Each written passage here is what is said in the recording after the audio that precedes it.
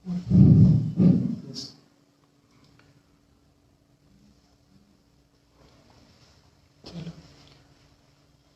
के लाइव कार्यक्रम में सभी का स्वागत है पुनः।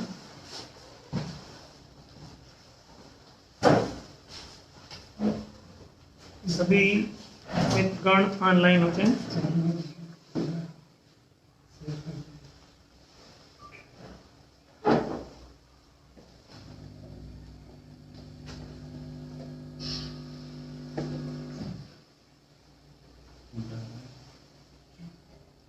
आज की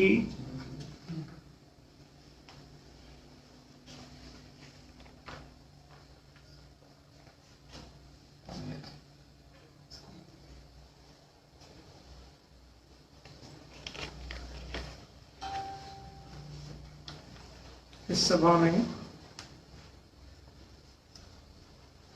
मुख्य विषय रखा गया है पात्रता अनुसार पदनियुक्ति के प्रस्ताव पर।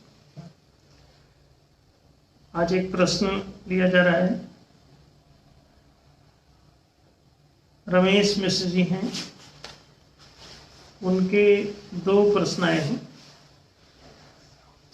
यदि मेरे पास 10 एकड़ कृषि भूमि है और मैं EQ स्तर का टेस्ट पास कर जाता हूं, तो ऐसी स्थिति में क्या सरकार मेरी 10 एकड़ कृषि भूमि अधिग्रहित कर लेगी या मैं उस भूमि का स्वामी रहूंगा या उसके एवज में सरकार मुझे उस भूमि का मुआवजा देगी? तो ये पहला प्रश्न रमेश जी का ले लेते हैं।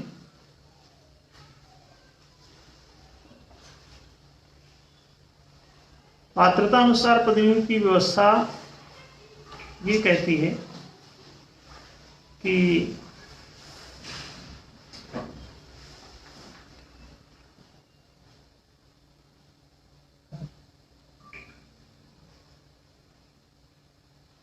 जो जिस कर्म पद और संपदा के लिए पात्र है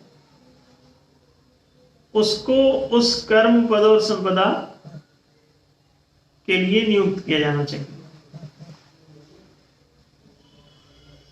और पात्रता अनुसार पदनियुक्ति की व्यवस्था ये भी कहती है कि प्रति परिवार एक रोजगार के सिद्धांत पर आधारित होगा ये सिस्टम,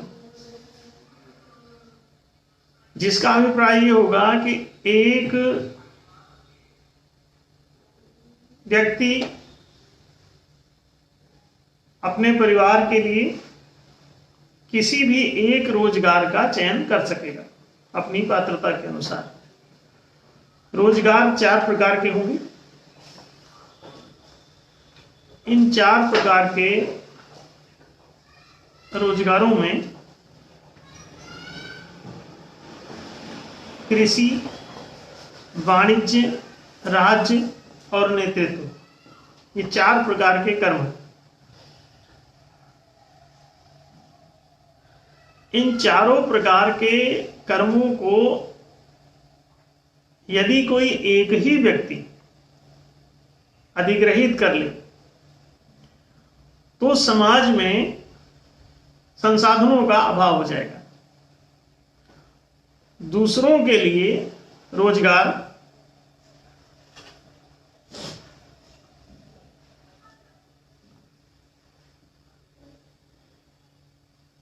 तभी मिल पाएगा जबकि प्रत्येक व्यक्ति अपनी पात्रता अनुसार जो कर्म पद और संपदा है उसे ही धारण करे।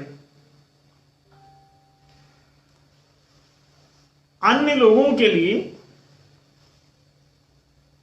यदि आप छोड़ते नहीं हैं जगह,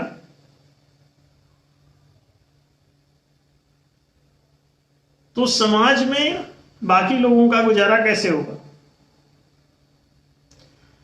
समाज की सामाजिकता को बनाए रखने के लिए एक ही उपाय है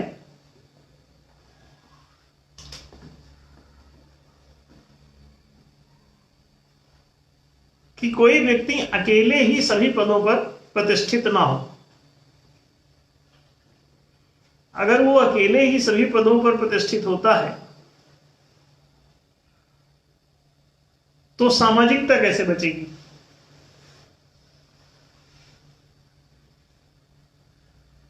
कृषि भूमि एक रोजगार है, वाणिज्यिक पूंजी दूसरा रोजगार है, राजकीय वेतन तीसरा रोजगार है, नेतृत्व भत्ता चौथा रोजगार है।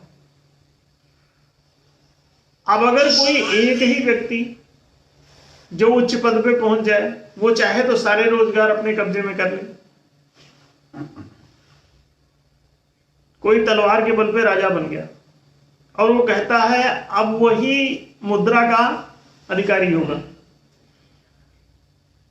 वही जमीनों का भी जमींदार होगा। और पीछे ऐसा हुआ है सब, इसीलिए आपको ये बताया जा रहा है। पीछे सब हो चुका है कि राजा लोग ही जमींदार होते थे, नवाब लोग ही जमींदार होते थे।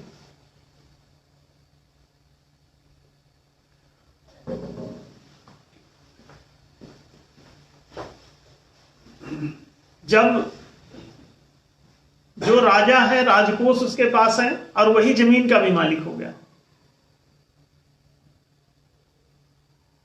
फिर मुद्रा का भी मालिक वही हो गया। मुद्रा कहां होती है? बैंकों में। यदि मुद्रा को भी राज्य ने ही कैप्चर कर लिया, मौद्रिक पूंजी ही वाणिज्य की जान है, तो दूसरे लोगों को मुद्रा कहां से मिलेगी? वो मुद्रा फिर उनको किराए पे चलाने लगेगा। वो कहेगा कि आप 10% ब्याज दो, 18% ब्याज दो, 36% ब्याज दो, 3% मंथली तक ब्याज चल रहा है, 3 से 10% तक चल रहा है समाज में। न्यूनतम 3% भी अगर कोई ले रहा है तो 36% बैठता है एक साल। 1 लाख रुपए अगर किसी को मुद्रा दी जाती है पूंजी के लिए तो 36,000 रुपए का ब्याज उसे चुकाना पड़ सकता है। जाने कितनी फाइनेंशियल इंस्टीट्यूशंस हैं जो 3 रुपए सैकड़े पे ब्याज चला रहे हैं। कुछ 10% पर भी चला रहे हैं।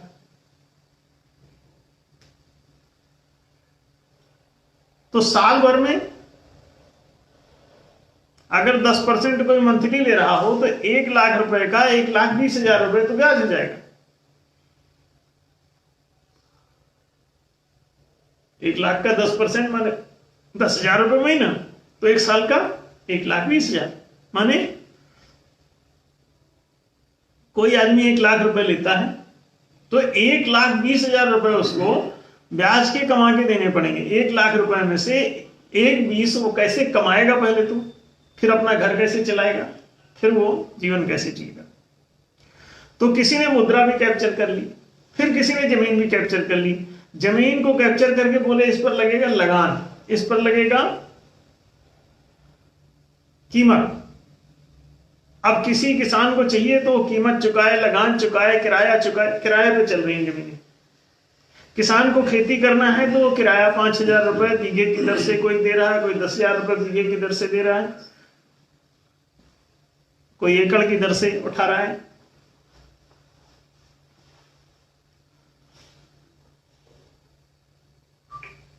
ऐसी स्थिति में आम जनता के लिए बेरोजगारी पैदा होती है।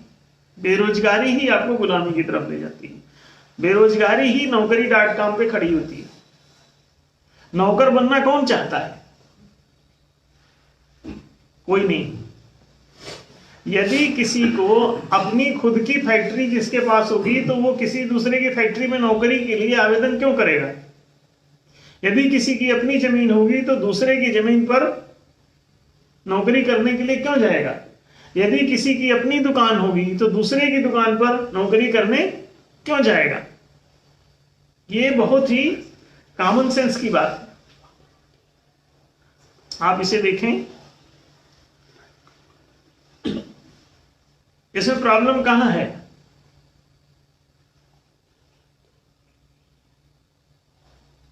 हमारी व्यवस्था में। ये व्यक्तियों का दोष भी नहीं, व्यवस्था ने ऐसा आपको सिस्टम दे दिया है, ऐसे नियम दे दिए हैं, ऐसी नीतियां दे दी हैं, ऐसे जजों के निर्णय दिए गए हैं कि वो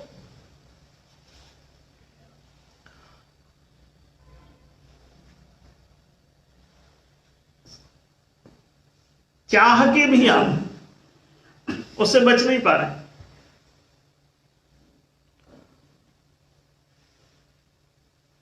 आप चाहें कि इस नौकरी से, इस किराएदारी से बच जाएं, तो आप बच नहीं पा रहे हैं।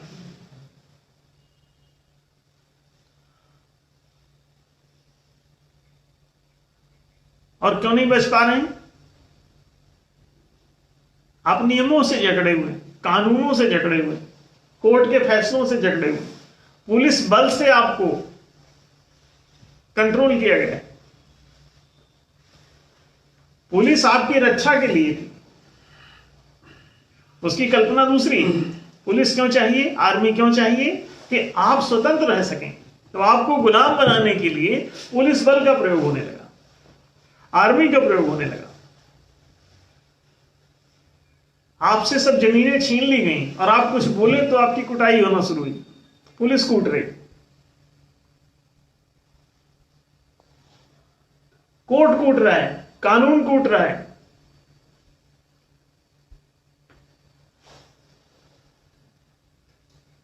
तो आप समझ सकते हैं कि ये आपके साथ क्या हो रहा है।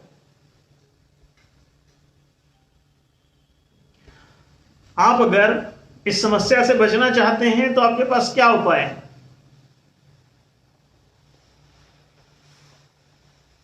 सही व्यवस्था, सही नियम, सही कानून, सही विधान, सही कोर्ट के फैसले। किसान के पास जमीन नहीं है, अगर वो ये जाके कहता है कि किसान मैं हूं और कृषि भूमि मेरे पास नहीं है, तो कोर्ट कहता है घर जाओ। कोर्ट उसको न्याय नहीं दे रहा। कोर्ट कहता है तो हम क्या करें? पुलिस के पास जाओ तो पुलिस कहती है हम क्या करें? कलेक्टर के पास जाओ, कलेक्टर कहता हम क्या करें? नेता के पास जाओ, नेता कहता हम क्या करें? क्यों? जब बाढ़ ही खेत खाने लगे तो खेती को कौन बचाएगा? जो सुरक्षा के लिए जिम्मेदार है वही जब आपके हितों का नाश करने लगे तो आपको कौन बचा सकता है? उसका परिणाम ये हुआ कि लगभग 95 से 99% तक आदमी गुलाम हो गया समाज में।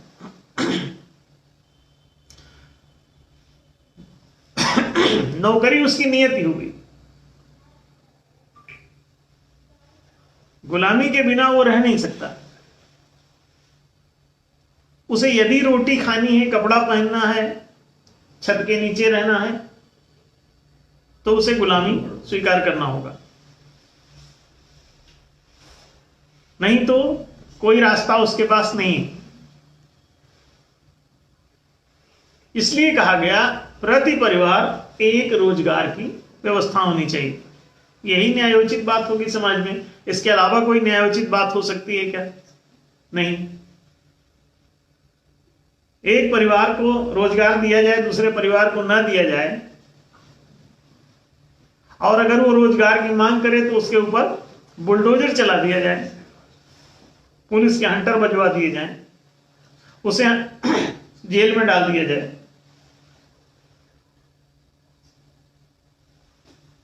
तो इसे क्या कहेंगे? कौन सी व्यवस्था है? अर्थात इसमें न्याय नहीं है, इसमें जंगल राज चल रहा है।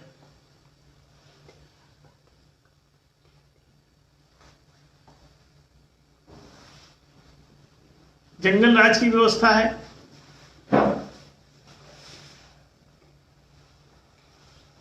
तो जब जंगल राज ही है तो इसमें मंगल की कामना कैसे की जा सकती है? तो दो तीन बातें हैं।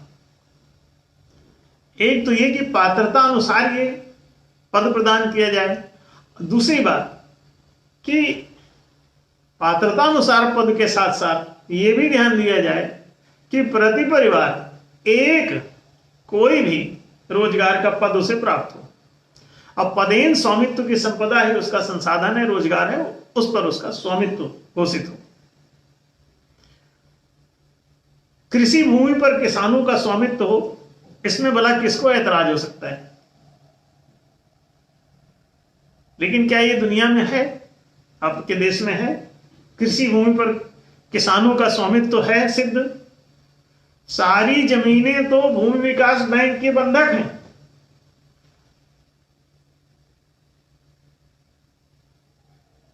मैक्सिमम जमीनें बैंकों के बंधक हैं।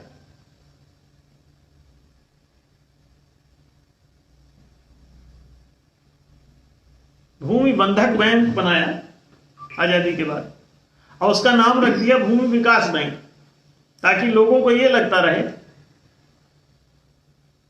कि सबका साथ, सबका विकास हो रहा है। लोग इस मुगालते में रहें कि भूमि का विकास कर रहा है। आज तक किसी भी भूमि का विकास उस बैंक ने किया? कभी आपने सुना कि बैंक ने कोई एक भी भूमि डेवलप करके, जो जंगल टाइप रही हो, उसको विकसित करके? लैंड डेवलपमेंट एक बहुत बड़ी कार्य योजना है। आप लैंड को विकसित किए बिना उस पर खेती नहीं कर सकते। उबड़ खाबड़ जमीनों पे बीज भी नहीं उगेगा, उगेगा तो पौधे सूख जाएंगे। सिंचाई आप नहीं कर सकते जब तक जमीन लेवल ना हो, शुद्ध ना हो, उसकी मिट्टी सही ढंग से व्यवस्थित ना की गई हो, उसका मेढ़ीकरण ना किया गया हो, उस पर बांध ना बनाए गए हों, तब तक उस पर पानी नहीं रुकेगा। लेवल नहीं है तो पानी समान रूप से नहीं भरेगा, समान रूप से नहीं भरेगा तो एक तरफ सड़ जाएगी, दूसरी तरफ सूख जाएगी। फसल एक तरफ सड़ जाएगी और दूसरी तरफ सूख जाएगी। लेवल में क्या होता है? इक्वल पानी रहता है। 1 इंच पानी डालोगे तो पूरे में 1 इंच पानी चला जाएगा। अभी हम लोगों ने पूरा प्रज्ञानगर की भूमि का विकास किया। अब आप देखिए वहां पे इस साल से पूरा प्रोडक्शन हो रहा है। जब वो जंगल था तो वहां पर कोई भी फसल नहीं होती थी। हम लोग जब 15 में वहां गए, 15-16 में, तो उसको पूरा जंगल था। बहुत सारे प्रमाण है हमारे पास। आज वो सारे डेवलप्ड जगह हैं। 5 साल में हमने उसका कायाकल्प करवा दिया पूरा। अब वहां पे सारी फसलें हो रही, हर फसल सुंदर ढंग से खड़ी है इस समय। आप लोग जाके देखें, उसके तस्वीरें अगर उपलब्ध हो तो आप देख सकते हैं। तो भूमि विकास बैंक ने क्या कोई भूमि विकास किया आज तक? कहीं कोई उसने 5 एकड़ भी कोई कृषि भूमि लेके कहीं जंगल के उसे विकसित करके और किसानों के योग्य बना के उसको दिया हो तो आप बताइए। वो भूमि बंधक बैंक, उस बैंक में सब बंधक जरूर हुए, विकास तो हुआ नहीं। बंधन में जरूर वो भूमियां फंस गई। तो नाम उल्टा दिया जाता है।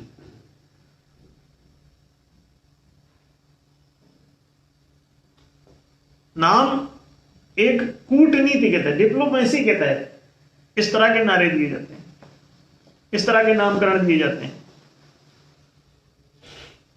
जैसे जिसके अंग खराब हो गए हैं तो उसको बोले तुम दिव्यांग हो। ये क्या है? लोग कहेंगे इनका सम्मान किया गया है। ये सम्मान है? सम्मान है ये?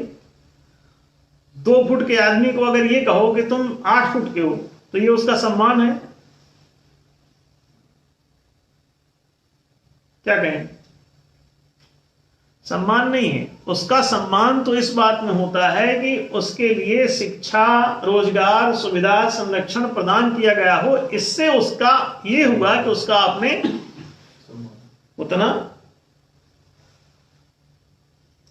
अवसर दिया, आदर दिया।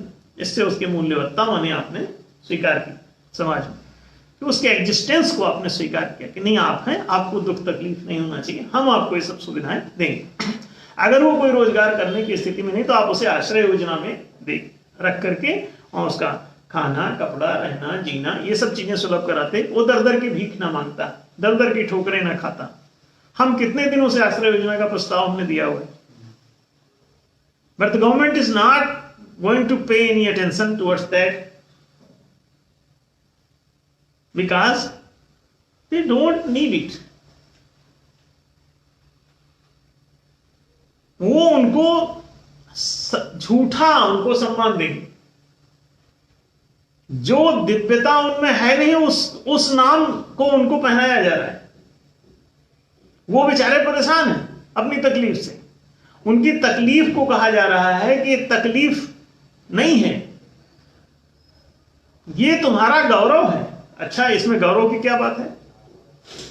किसी का पैर टूट जाए, आप उसको गौरवशाली बताएं उस पैर के टूटने को? नहीं नहीं नहीं, उसका इलाज में उसका सम्मान है, उसके इलाज में उसका सम्मान है। अब अगर इलाज से नहीं ठीक होता है तो उसके जीवन के लिए आवश्यक वस्तुओं की पूर्ति में उसका सम्मान है। उससे भीख मंगवाने में उसका सम्मान कैसे? भारत में कई करोड़ लोग भीख मांग रहे हैं। काहे भाई? कई करोड़ लोग चोरी पर आश्रित हैं।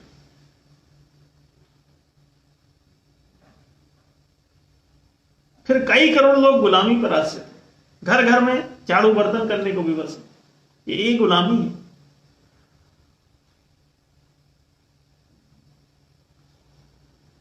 और गरीब भी है, इतना वो गुलामी कर भी रहे हैं फिर भी। क्यों? गुलामी का लक्षण यही है कि जो जो करता है उसको उचित मूल्य ना चुकाया जाए।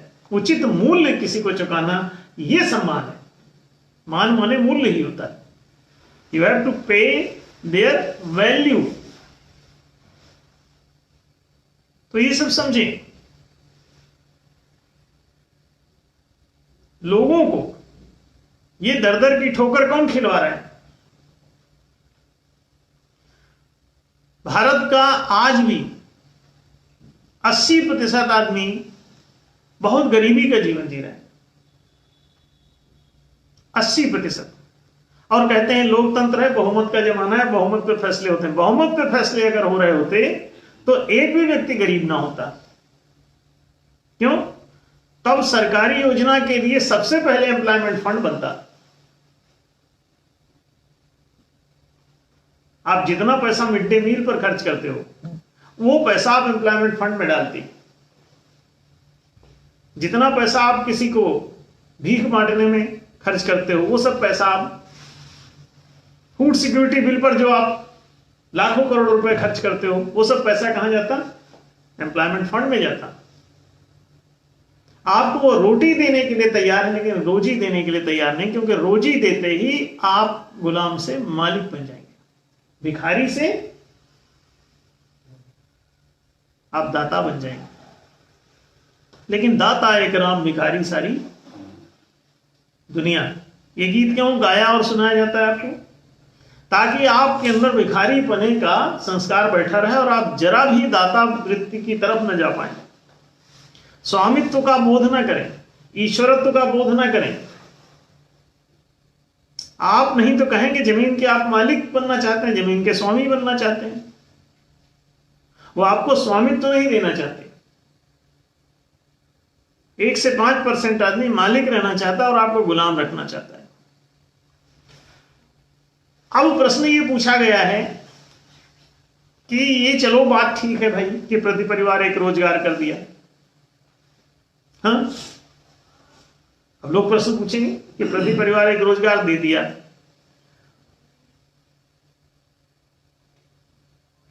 पात्रता अनुसार पदवी की व्यवस्था भी मान ली। अब शंका ये पैदा होती है कि अगर कोई आदमी मान लो EQ स्तर का टेस्ट पास करके राजकीय सेवा में चला गया, पात्रता अनुसार EQ टेस्ट पास करना जरूरी, इमोशनल छाती विकसित है तभी राजकीय पद पे जाओगे, क्षत्रियत्व सिद्ध किए बिना राजकीय पद पे कैसे जाओगे? तो EQ माने इमोशनल क्वोशंट जिसका विकसित है वो सब राजकीय पद के योग्य हैं, उन्हें ही क्षत्रिय मानना चाहिए। बाकी जात बिरादरी से कुछ नहीं होता। छाती विकसित नहीं तो क्षत्रिय किस बात का? शरीर विकसित नहीं तो शूद्र किस बात का? ये शरीर ही शूद्र है, मन ही वैश्य है, प्राण ही हृदय ही प्राण का निवास है, यही क्षत्रिय है। आत्मा ही ब्राह्मण, आत्मा वही ब्रह्म। आत्मा सर्वव्यापी होने के कारण उसका नाम ब्रह्म है, इसीलिए आत्मस्थ व्यक्ति को ब्राह्मण कहते हैं। सीधे से सिद्धांत है, आप उससे भाग गए अपने सनातन धर्म से, इसलिए अब मिस कर गए। अब आप जातिवाद में फंसे जी रहे हैं, वर्ण व्यवस्था आपकी गायब हो गई, जाति व्यवस्था में आप फंस गए। प्रश्न ये है कि यदि कोई ईक्यू टेस्ट पास करके सरकारी पद पे चला जाता है, राजकीय पद पे चला जाता है, कोई कलेक्टर बन गया, कोई एसपी बन गया, कोई पुलिस बन गया, कोई आर्मी में चला गया, कोई पटवारी बन गया, कोई मास्टर बन गया, कोई डॉक्टर, लेखपाल बन गया, ठीक। प्रश्न ये है कि यदि उसके पास मान लीजिए कि 10 एकड़ जमीन पहले थी, पात्रता उसकी सिद्ध हो गई, वो जाके कलेक्टर बन गया, तो अब वो कलेक्टर रहेगा तो फिर उसके पास तो 2 रोजगार हो जाएंगे, एक 10 एकड़ जमीन और दूसरा कलेक्टरी का वेतन, तो 2 हो गए उसके पास। तो प्रश्न ये पूछा गया है कि क्या ये 10 एकड़ जमीन सरकार जब्त कर लेगी, अधिग्रहित कर लेगी,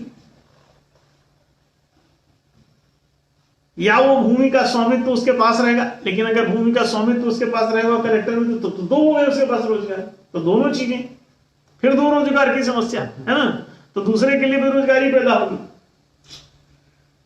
अब एक व्यक्ति के पास 2 रोजगार, यह अनैतिक है। तो देखें, या उसके एवज में सरकार मुआवजा देगी उस भूमि का। मान लीजिए कि सरकार कहती है कि भाई आपका ये अगर जमा हो गया और अधिग्रहित हो गया तो आपको मुआवजा देगी सरकार, ये पूछा जा रहा है। तो ऐसा कुछ नहीं है, ना तो सरकार इसका मुआवजा देगी, ना सरकार इस जमीन को जब्त करेगी, और ना ही आप उस जमीन को रखेंगे। अगर कलेक्टर बनना है तो चुनना आपको है, आपको स्वेच्छा दी जा रही है कि आप इनमें से कौन सा चुनेंगे। सरकार is not going to capture it, the government is not going to capture it. Government आपसे 10 एकड़ जमीन वापस नहीं लेगी। कलेक्टर बनना है आप बन जाइए, चाहिए आप खुद सोचिए कि आपको कलेक्टर बनना है या 10 एकड़ जमीन रख के खेती करना है, किसान बनना है। तो किसान अथवा कलेक्टर, यू थिंक। और सरकार को मान लो आप देते हो तो सरकार मुआवजा देगी, पूछा कि हमने कहा नहीं, सरकार इसका मुआवजा, अपना प्रस्ताव क्या कहता है एनडीएस का, कि सरकार इसका कोई मुआवजा भी नहीं देगी। आप अगर सरेंडर करना चाहते हैं तो कर दीजिए। कहां? एम्प्लॉयमेंट ऑफिस में, रोजगार कार्यालय में जाइए, आप अपना 10 एकड़ जमीन जमा करिए और कलेक्टरी का उससे अपॉइंटमेंट ऑर्डर लीजिए, हो जाइए कलेक्टर बन जाइए, पुलिस बन जाइए, अध्यापक बन जाइए, पोस्ट मास्टर बन जाइए, किसी भी पोस्ट पे सरकारी चले जाइए, ठीक है। आपको जमीन जमा करनी, नहीं जमा कर, आप सोचिए, एक रोजगार का आपको अधिकार है। एक ऑप्शन उसमें है कि आप चाहें तो इसे समर्पित करके 10 एकड़ लैंड और जाइए आप ज्वाइन कर लीजिए। सरकार को इससे क्या लें? सरकार कहते हैं हम क्यों, अरे तुम्हारा ये स्वेच्छा का मामला है, हम कौन होते हैं तुम्हारे बीच में पड़ने वाले। एनडीएस के सारे प्रस्ताव जनता पर स्वैच्छिक हैं, सरकार की कोई बाध्यता नहीं किसी बात पर, पूर्ण स्वराज्य है, करो जो करना है। एक रोजगार चाहिए आपको, कौन सा लोगे तुम खुद सोचते रहो। एक ऑप्शन दिया गया है, या तो आप समर्पण कर दो 10 एकड़ और जाके कलेक्टर बन जाओ, वहां से जो भी आपको 50,000 या 1 लाख रुपए जो भी वेतन मिल रहा है वेतन लीजिए और अपना घर चलाइए। बात साफ है। पूछा ये जा रहा है कि क्या 10 एकड़ जमीन सरकार कैप्चर करेगी? नहीं करेगी। सरकार कहेंगे हमें क्यों, अरे तुमको वहां एम्प्लॉयमेंट ऑफिस में जाके बात करो, तुमको कौन सा काम करना है, जमीन रखनी है, कलेक्टर बनना है, किसान बनना है, कलेक्टर बनना है, किसान बनना है, कलेक्टर बनना है, यू थिंक एंड डिसाइड। उसने कहा नहीं हमको तो भाई कलेक्टर ही बनना है। क्यों? अगर कलेक्टर ही मिल रही हो तो किसानी में रस खत्म हो जाएगा, वो कहेगा ये तो ठीक नहीं है। तो 10 एकड़ जमीन वो कहेगा ये मैं यहां जमा करता हूं, अब मुझे कलेक्टर बनाया जाए। अच्छा, एक ऑप्शन और दिया गया है, एक ऑप्शन ये दिया गया है कि भैया अगर आप सरेंडर करने में कसमसाहट पैदा हो रही कि यार ये तो 10 एकड़ है, हाँ? और ये तो हमारे पास ऑलरेडी एक रोजगार है पूरा। अब ये कह रहे हैं कलेक्टर बनोगे तो किसान नहीं रह सकते, किसान बनोगे तो कलेक्टर नहीं रह सकते, यू थिंक। तो एक तरीका है, इसका एक हल है कि आप इसे बाजार में इस 10 एकड़ को बेच दीजिए, सेल इट आउट। अब क्या होगा, आपको 10 एकड़ में से मान लीजिए आपको उसको बेचने से आपको 10 लाख 20 लाख रुपए मिले, आप उसको अपने बैंक खाते में डाल लीजिए। ये कहां जाएगा, ये आपके घरेलू संपत्ति में चला जाएगा। कृषि संपदा अब नहीं रही। अब नोट कहां से कृषि, तो ये घरेलू संपदा में चली गई। घरेलू संपदा में जब चली जाएगी तो घरेलू संपदा में नगद धन कितना भी लिमिट तक रखने का अधिकार है आपको, उसकी कोई लिमिट नहीं।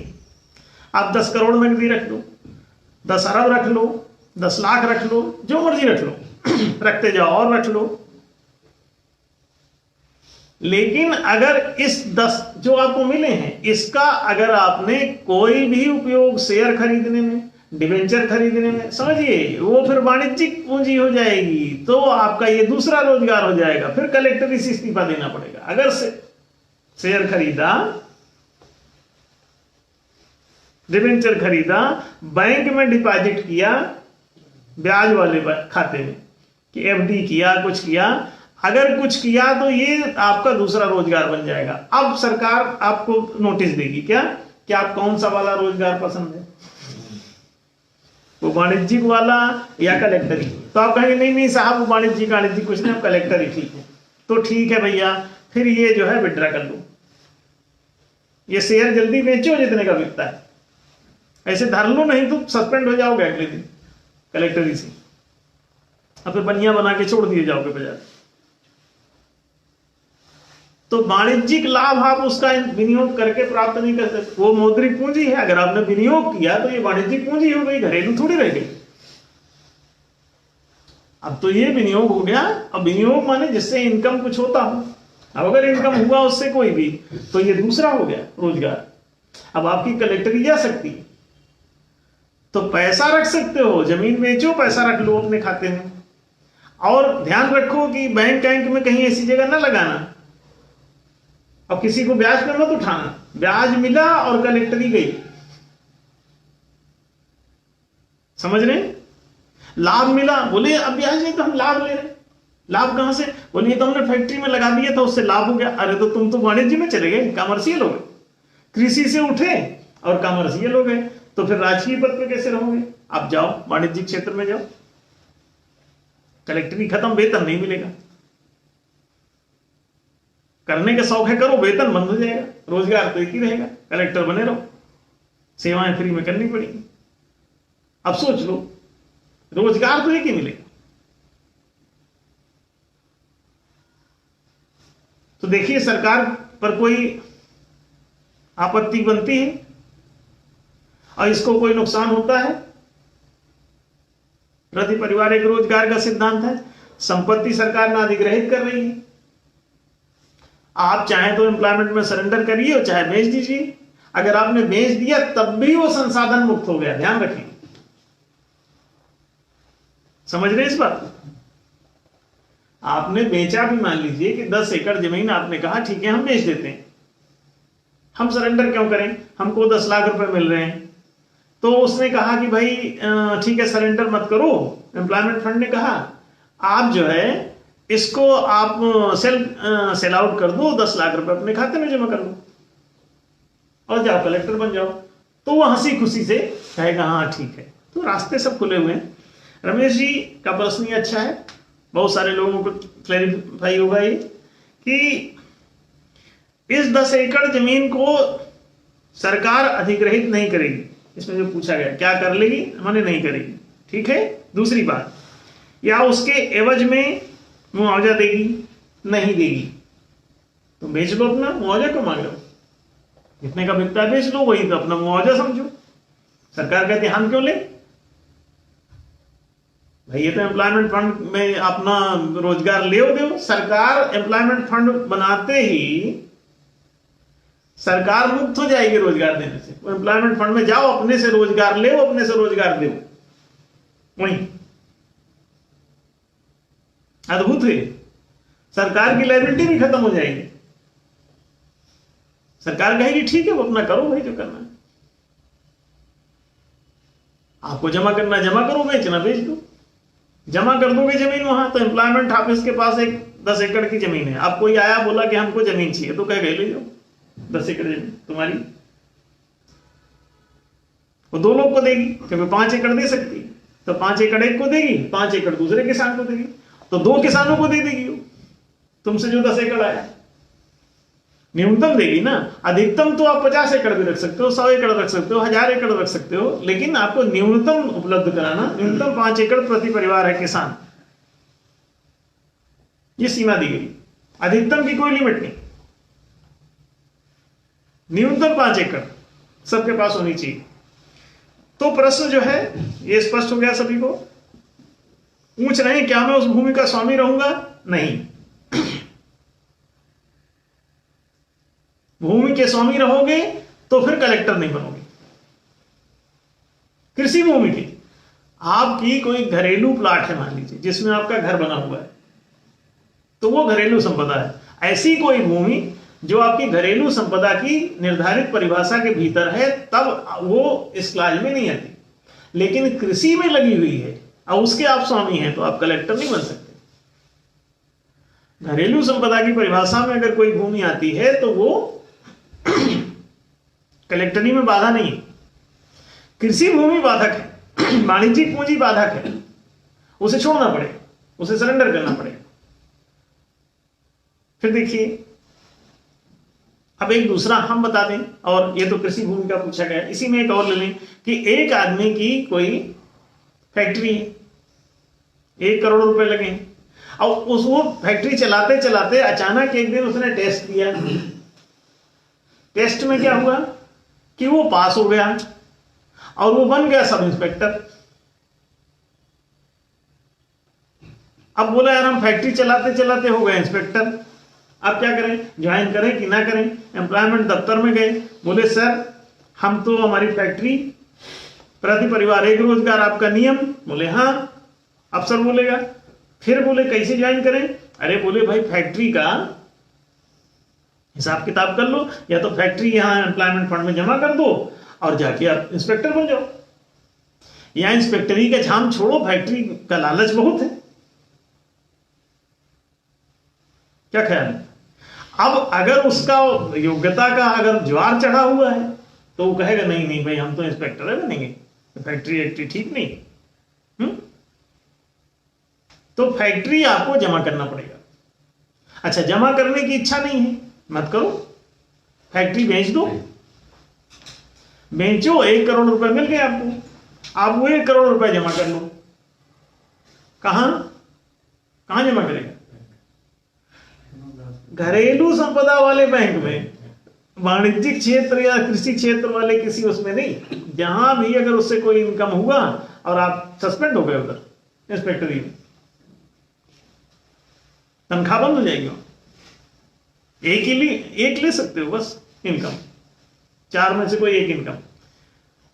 अब आप देखिए, फैक्ट्री उसने बेची 1 करोड़ रुपए की, 1 करोड़ रुपए लेके अपने घरेलू संपदा में जमा कर लिया। उससे आप घर बनाइए, उस पैसे से संगमरमर लगाइए, आभूषण बनवाइए, अच्छे अच्छे कपड़े खरीदिए, कार खरीदिए। कार कौन सी? घरेलू उपयोग वाली। अगर आप कोई लेके टैक्सी चला दिए तो फिर फंस गए, ये वाणिज्यिक पूंजी हो गई, आपकी वाणिज्यिक संपदा हो गई, तो फिर दिक्कत में आ जाओगे। उधर तनख्वाह बंद हो जाएगी इंस्पेक्टरी की, करो इंस्पेक्टरी। घर की कार ले सकते हो, कि घरेलू कार है ठीक है, ये टैक्सी एक्सी नहीं चलाना है, ऐसे घर में आने जाने के लिए, मेहमानों को छोड़ना है, लाना, स्टेशन जाना, स्टेशन से आना, इस काम के लिए घूमना फिरना है, शहर में भ्रमण करना है, बाजार जाना है, पार्क जाना है, पिकनिक मनाने जाना है, बाल बच्चों को बैठाना है, खूब उछालना कूदाना है, ठीक है, और करो भाई, मना नहीं, कार खरीद लो, घर बना लो, कपड़े खरीद लो, अच्छा अच्छा खाना खाओ, मना कुछ नहीं। 1 करोड़ रुपए बेच के ले लो फैक्ट्री, फैक्ट्री फिर आजाद हो गई, समझिए। अब वो फैक्ट्री कोई जो खरीदेगा, अब वो उसका रोजगार हो जाएगा।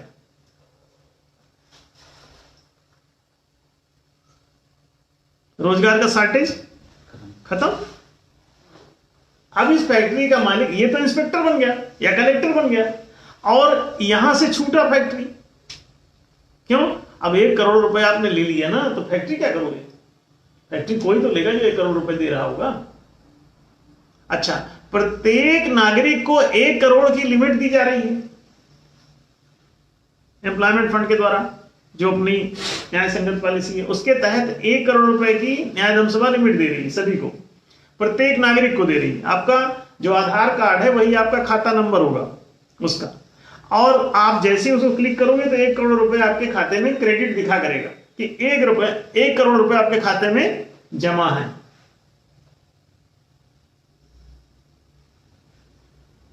अब आप मान लीजिए आप फैक्ट्री लेना चाहते हैं, आप एक रोजगार फंड से मिला 1 करोड़ रुपए सबके खाते में रहेगा, आप खरीदने की इच्छा, आप फैक्ट्री बात कर लो उससे, 1 करोड़ रुपए आप उसको ट्रांसफर कर दो और फैक्ट्री उससे ले लो। अब फैक्ट्री का पेपर यहां जो 1 करोड़ रुपए आपने लिया है एम्प्लॉयमेंट फंड में, उसका पेपर वहां लगा दो सिक्योरिटी के लिए। आज से आपकी फैक्ट्री और आप मालिक हो गए, और 1 करोड़ रुपए आपका ये एम्प्लॉयमेंट फंड ने आपको रोजगार दे दिया। अब आप फैक्ट्री से कमाते रहना, इसे चुकाते रहना। जब चुक जाएगा तो फैक्ट्री का पेपर भी एम्प्लॉयमेंट फंड आपको दे देगा, कहेगा अब आप बेचना चाहो बेच दो, रखना चाहो रखो, ये पेपर भी ले जाओ, हमारा तो पैसा 1 करोड़ वापस आ गया। अब हम ठीक, उसका ना कोई ब्याज लगना है ना कुछ लगना है, वो एम्प्लॉयमेंट फंड था, कैपिटल उपलब्ध, कैपिटल क्रेडिट थी। इस तरह से कोई भी बेरोजगार की संभावना नहीं है।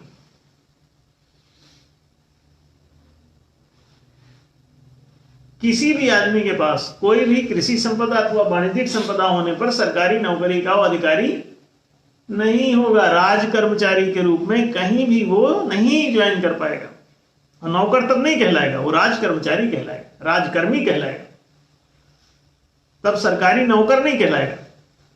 He will not be a slave. नौकर माने स्लेव, गुलाम।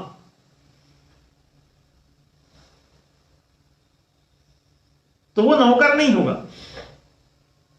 वो मालिक होगा। किस चीज का मालिक होगा? राजकोष का मालिक होगा। आप कहेंगे तो राजकोष का मालिक ही, चपरासी भी जाएगा ज्वाइन करेगा तो राजकोष का मालिक होगा। हाँ जी, वो राजकोष का मालिक होगा, पूरे राजकोष का वो मालिक होगा, चाहे चपरासी हो, चाहे कलेक्टर, चाहे प्रेसिडेंट, राष्ट्रपति। तो peon to president everybody will be the owner of that हिस्स, राजकोष। अब क्यों मालिक होगा? ताकि उसमें से कोई आदमी 66 लाख रुपए निकाले ले रहा है, कोई 70 लाख रुपए मंथली निकाले रहा है, और दूसरे को 7,000 भी नहीं दे रहे ढंग से, क्योंकि वो मालिक नहीं है राजकोष का। जब सब मालिक होंगे तो कहेंगे हाँ देखना, ज्यादा मत निकालना, हम भी मालिक हैं, राजकोष से उतने निकालना जितना तुम हमको। अब मान लीजिए अस्पताल में, वहां पे अस्पताल में चपरासी भी है, नर्स भी है, कंपाउंडर भी है, कोई क्लर्क भी बैठा है, कोई पर्ची ही काटने वाला है, एक आध कोई गार्ड भी खड़ा है, फिर एक डॉक्टर भी खड़ा है। अब आप कहेंगे कि राजकोष से इनको वेतन मिलना है सभी को। अच्छा, ऐसा तो है नहीं कि डॉक्टर साहब के बच्चे की चड्डी 10 मीटर में बनती है, नहीं, इसलिए उनको ज्यादा राजकोष से पैसा दिया जाए। भाई काहे? तुम्हारे बीवी बच्चों की जो नीड है वही वो कंपाउंडर के बच्चे की नीड है, उसको भी वही चॉकलेट और चड्डी चाहिए। अब आपको ज्यादा ही पैसे और ग्लैमर की प्यास थी तो वहां राजकीय पद पे क्यों गए? ये तो सेवा का पद है, सेवा का कोई मूल्य नहीं, ये तो गुजारा भत्ता दिया जाता है राजकीय पदों पर। तो तुम क्लेम कैसे कर सकते हो? पैसे के भूखे हो तो वाणिज्यिक क्षेत्र में जाओ, वहां क्यों घुसे? वहां तो पैसा अनलिमिटेड कमाने की छूट दे तो रखी है, फैक्ट्री लगाओ, 10 लाख रुपए रोज कमाओ, कौन मना कर रहा है? ज्यादा पैसे की प्यास है तो राजकीय पद पे क्यों घुसे? तुम सेवा करोगे ही नहीं, पैसे के चक्कर में तुम तो चक्कू डाल के बैठ जाओगे और कहोगे कि ऑपरेशन तभी होगा जब पैसा दो हमको 10,000। तो आप समझ लें कि ये चार में से कोई एक ही कर्म, पद और संपदा आपको मिलने वाला है। जिस दिन न्याय धर्म सभा, जिस दिन भी किसी स्टेट में या सेंट्रल में, जब कभी भी इसकी सरकार बनेगी, और ध्यान रखो तुम सरकार बनाने से इसके बच नहीं सकते, न्याय धर्म सभा कभी न कभी स्टेट और सेंट्रल सभी जगह पहुंचने वाली।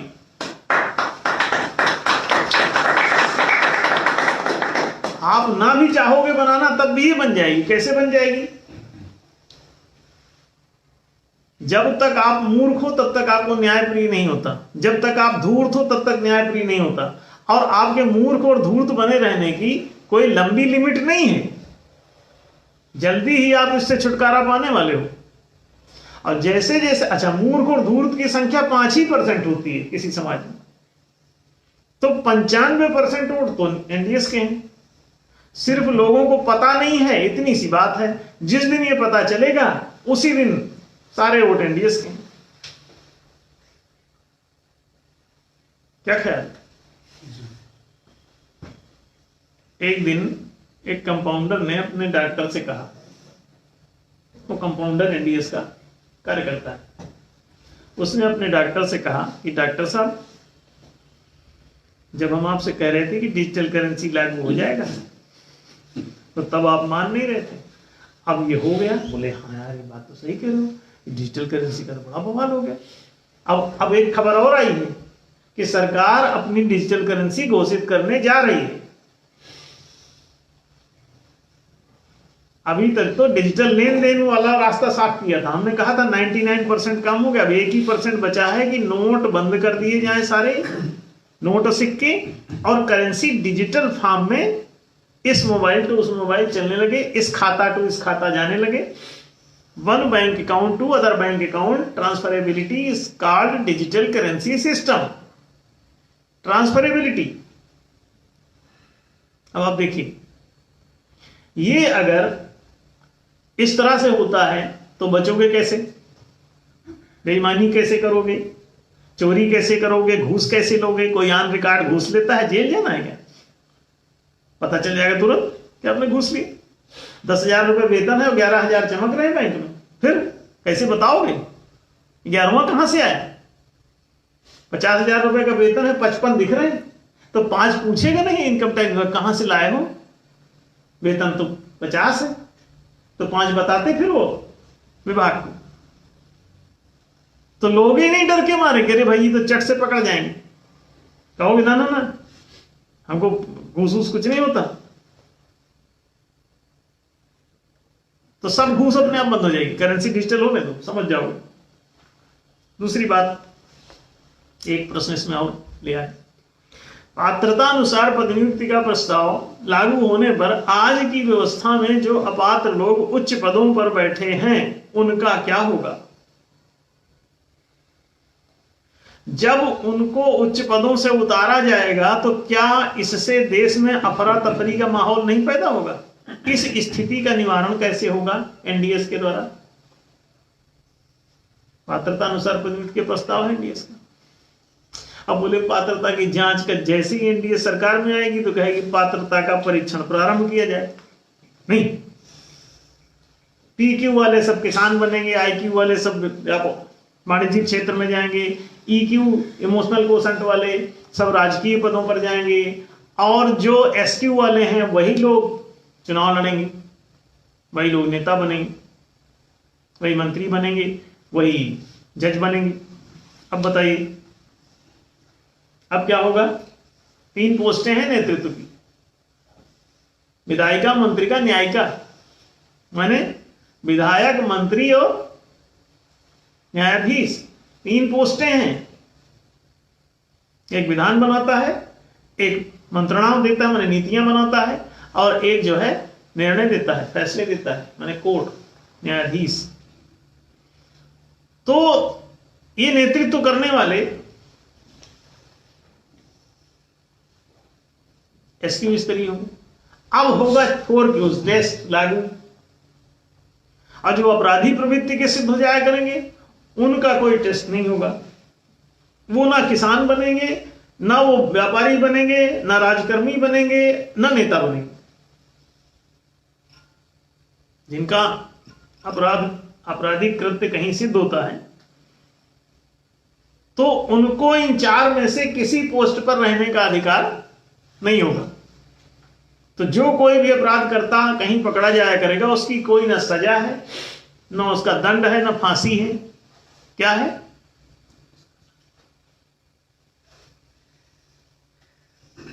सीमा रेखा के उस पार रहने की सुविधा, राष्ट्रीय सीमा रेखा।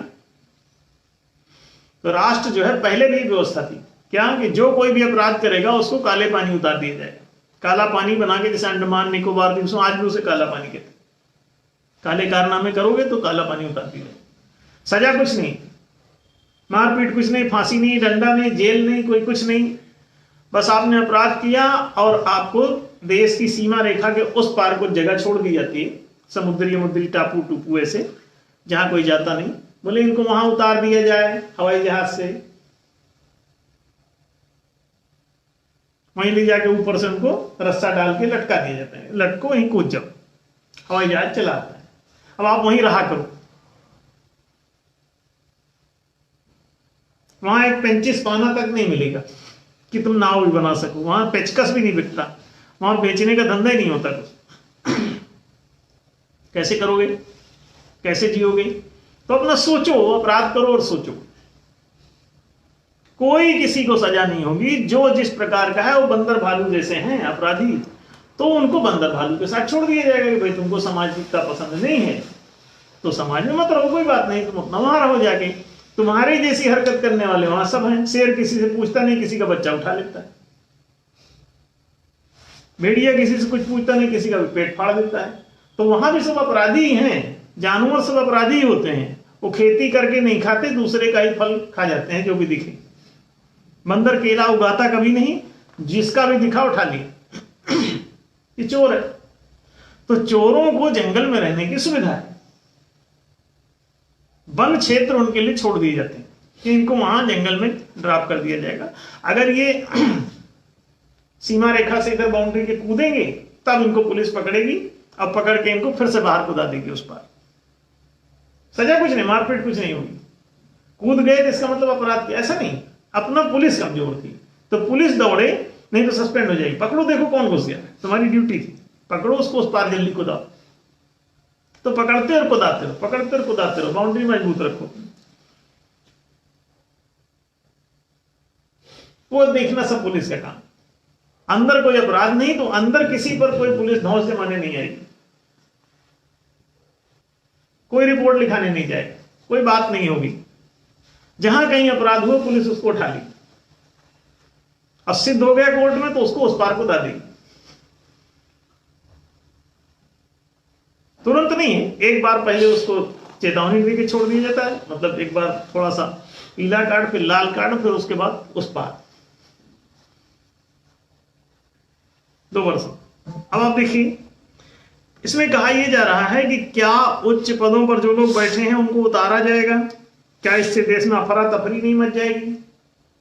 जो लोग गलती से ऊंचे पदों पे चले गए, शिक्षित भी नहीं है कई और नेता बन गए, एसक्यू तो छोड़ो, आईक्यू भी काम नहीं कर रहा है, कई आपराधिक प्रवृत्ति के हैं फिर भी चुनाव लड़ रहे। अब उनसे पूछो कि भाई काहे, तुम तो किसानी के लिए भी अनुमति नहीं तुमको, तुम कहां नेता मंत्री जज बने जा रहे हो? ठीक है, तो उनका क्या होगा? उनके लिए व्यवस्था ये दी गई है कि भैया लोग इतनी मेहनत से, आप लोग चाहे गाली गलौज करके पहुंचे, धोखा करके पहुंचे, चोरी करके पहुंचे, जैसे पहुंचे पहुंच गए हो बस ठीक है, लेकिन सबकी एज लिमिट है। जो पहुंच गए हैं बात उनकी नहीं है, जो अब पहुंचेंगे उनका टेस्ट होगा। समझिए,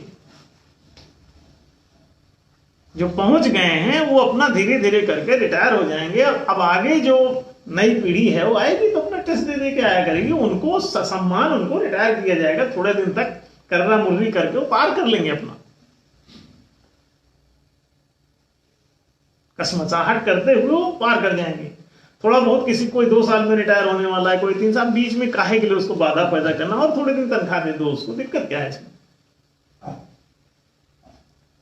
और रहा सवाल रोजगार का, प्रति परिवार एक रोजगार, वो वाला ऑफर उनके सामने आएगा क्या कि खेती भी रखे हो और होटल भी खोले बैठे हो और चुनाव भी लड़े हो।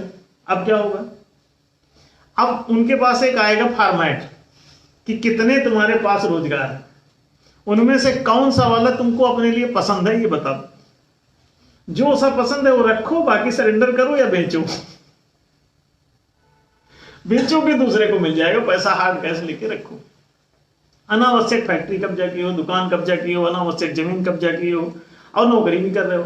अरे भैया तुम यहाँ पे जब कलेक्टर हो, एसपी हो, कुछ हो, तो जमीन काहे के लिए रखे हो? जमीन तो किसान को करने दो, तुम तो जाते भी नहीं हो खेती में। हमने सुना अमिताभ बच्चन के पास भी हजारों एकड़ जमीन लोग कई खरीद लिए हैं, हाँ? बड़े बड़े फार्म हाउस बनाए रखे हैं। धर्मेंद्र के पास भी है, फला के पास भी है, ढिका के पास भी है, नहीं? शेयर भी खरीदे हैं, बहुत सारे शेयर होल्डर भी हैं, जब कृषि भूमि भी खरीदे हैं। अरे 10-10, 20-20, 50-50 एकड़ के सभी लोग रखे हुए हैं, है ना? तो इनसे पूछो कि कौन सा वाला पसंद है, ये वाला फॉर्मेट सबके पास आएगा। इसमें अफरा तफरी नहीं, उनकी इच्छा पर ही पूछा जा रहा है। तो ज्यादा दिक्कत है तो बेच के रख लो पैसा, दिक्कत है इसमें, काहे की अफरा तफरी? अफरा तफरी तब हो जब कोई छीन झपट हो, छीन झपट कौन कर रहा है? खुद चुनो। बहुत से लोग कहेंगे भैया हमको नहीं सरकारी पद पर रहना, हमारी तो जमीन ज्यादा है तो हम भैया उसी चिपके रहेंगे। हाँ, तो भाई जाओ जमीन पकड़ो, इधर एक पर पोस्ट खाली हो जाएगी, तो किसी को नियुक्ति मिलेगी, वो बेचारा रोजगार में आ जाएगा। नहीं, मर्जी पर है, जनता की मर्जी पर है। एनडीएस जो है जिंदाबाद, वो सब अपनी जनता की मर्जी पर ही काम करती है, इसलिए कोई अफरा तफरी का इसमें कहीं कोई गुंजाइश नहीं है। रमेश मिश्रा जी, ठीक से इससे शायद आपको बात समझ में आ गई हो। अन्य कोई किसी का प्रश्न हो तो वे लोग भेज सकते हैं, और ये उनको अगले रविवारी कार्यक्रम में उसको लिया जाएगा। और आज सभी लोगों ने जिन्होंने पार्टिसिपेट किया, उन सभी को हमारी शुभकामनाएं कि उनको न्यायप्रियता कहीं न कहीं जग रही होगी, इंसानियत की तरफ बढ़ रहे हैं, पशुता से मानवता की तरफ बढ़ रहे हैं। कितनी अच्छी बात है कि मानव समाज का गठन इस तरह कर लें, न्यायप्रिय बन के न्याय के धर्म को स्वीकार करें। आरंभो न्याय युक्तो या सधर्म है स्मृता अन्यायस्तु अधर्मेति ये तत्शिष्टानुशासन। हर शिष्ट शिक्षित मनुष्य जानता है कि न्याय ही धर्म है, अन्याय ही अधर्म है। तो अधर्मी पशु क्यों बन रहे हो भाई? न्याय धर्म मानव धर्म है। न्याय कहता है जैसा तुम अपने लिए अपना हित चाहते हो, उसी तरह अपने पड़ोसी का हित चाहो, इसी तरह सामने वाले का हित चाहो। यदि मैं सुखी रहेगा तो तू के सुखी रखने का भी इंतजाम होना चाहिए उसी के समान। ये जो समाधिकारिता है, यही न्यायशीलता है। तो सभी लोग न्यायप्रिय बने, न्यायशील बने, राष्ट्र को न्यायशील बनाएं और सुंदर जीवन का सृजन करें, सुंदर वातावरण का निर्माण करें। न्यायशील व्यवस्था में अपने आप ही सारी सुंदर वातावरण का निर्माण हो जाता है, सब कुछ सुंदर हो जाता है, सब कुछ सृजनशील हो जाता है, चारों तरफ सुख और समृद्धि का बिगुल बजता है। ये सब होकर ही रहेगा। न्याय धर्म सभा कहीं ना कहीं ये पहुंच रही है और सामाजिक और राजनीतिक दोनों रूपों में पहुंचा रही है, और जल्दी ही होगा।